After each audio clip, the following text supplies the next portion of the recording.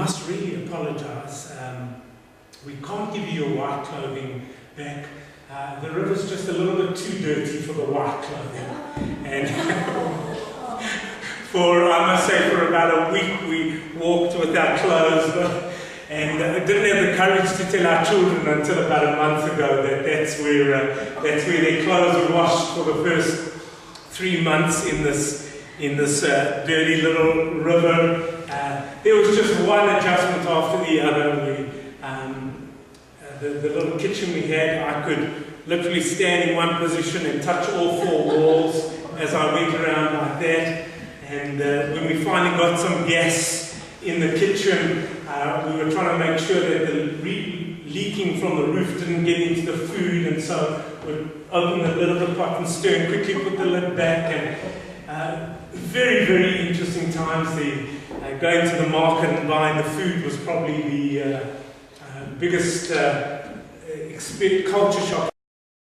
The chicken, I went to the chicken market, and the man said to me he had an apron on him that looked like it hadn't been cleaned for 20 years, and had all the bits and pieces of chicken over it from the last 20 years. And he said to me, what size chicken do you want? I said, I don't know, medium size. He said, you need a 2-kilogram chicken. I said, that's fine, take a 2 kilogram. The next minute he got out from underneath and got this live bird that was cackling, and I know that sounds closer to some of your hearts here, but he got this bird and it was cackling, and he said, just sit down 5 minutes, sir, and I'll have a drink. I said, no, what we're going to do this time around is you're going to hold the chicken until I am 10 yards down, and then you start doing what you've got to do, and I'm coming back in 15 minutes to collect my chicken. And came back 15 minutes later and walked home with my chicken in my hands. And I have to say, just holding this warm piece of meat in my hands and going home to cook it that night was not, I ate with very long teeth as we sat there. And so our next in India, and there is so much opportunity to share the gospel. Some of you might know that India is obviously predominantly Hindu, more than 80% of the population Hindu, and they have 330 million gods which they worship. And their whole life is revolved around getting as many gods as they possibly can to worship them and appease as many gods as they can.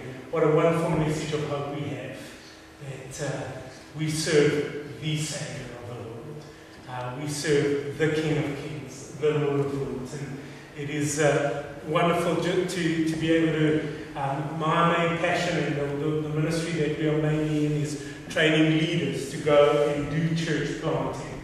And it has been so exciting to, over the past few months, be up with different leaders, training them. I was up in the north of India, in Siliguri, in November last year, and had 30 church planters who were being trained.